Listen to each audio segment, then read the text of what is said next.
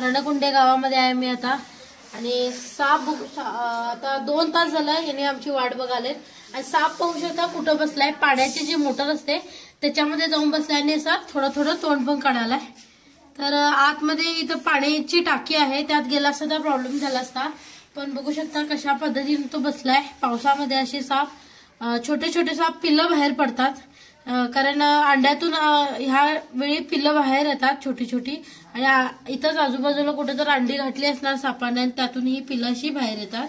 अंदाजे 10 दिवसाचा हे नागाचं पिल्लू आहे. किती सुंदर आहे तुम्ही बघू शकता आणि बाईट सुद्धा झालीस. ती या अशी जी छोटी पिल्लं असतात ती जास्तीत जास्त चावायचाच प्रयत्न करतात. लोक आम्हाला म्हणतात की मोठा साप पकडला, वाहवाही करतात आमची, पण सगळ्यात जास्त कठीण काम आहे की छोटी जी पिल्लं असतात सापाची ती पकडायची. आणि लोकांचा अजून एक प्रश्न असतो की छोट्या पिल्लांमध्ये विष असतं की नाही.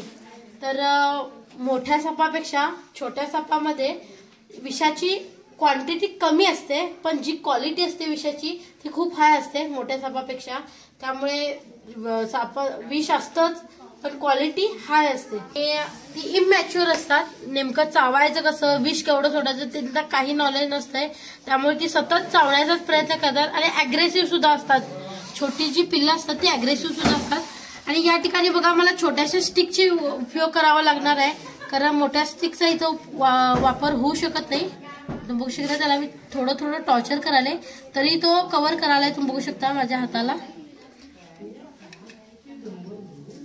तो आता पूर्ण बाहेर आला तर मला पकडता येईल. त्याचा मी ध्यान भटकवण्याचा प्रयत्न करेन. हा बघा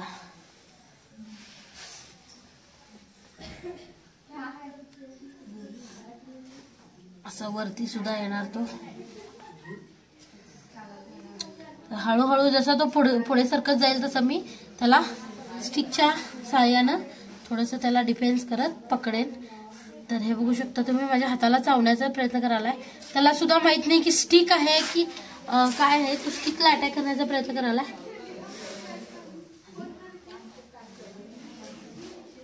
अशा पद्धतीने त्याला मी हातामध्ये पकडलेला आहे. चला गेले 2 तास यांनी वाट बघत बसलेत. सहसा अशी छोटी पिल्लं जी असतात कुठे जात नाहीत, पण पळून सुद्धा जाऊ शकते. ह्यांनी लक्ष ठेवलं त्यामुळे बरं झालं. आणि अशा छोट्या सापांना लोक लगेच मारायचा प्रयत्न करतात, कारण इझी असते. पण ह्यांनी मारलं नाही, ह्याला वाचवलं. त्यामुळे ह्यांचं खरंच खूप आभार मानते मी. तर ठीक आहे, ह्याला आपण आता पॅक करूया. तर पुन्हा सांगते मी, छोटे साप पकडताना स्टिकचा उपयोग होत नाही, त्यामुळे मला असं डायरेक्टच त्याला घालावं लागेल. व्हिडिओ आवडला जरूर लाईक करा, शेअर करा, कमेंट करा कसा वाटला व्हिडिओ. स्नेक सेवर शिवानी जो माझा यूट्यूब चॅनल आहे, सबस्क्राईब केला असेल तर प्लीज सबस्क्राईब करा आणि या छोट्याशा नागाला लाईक तर बनतच. धन्यवाद. अंधार पडायला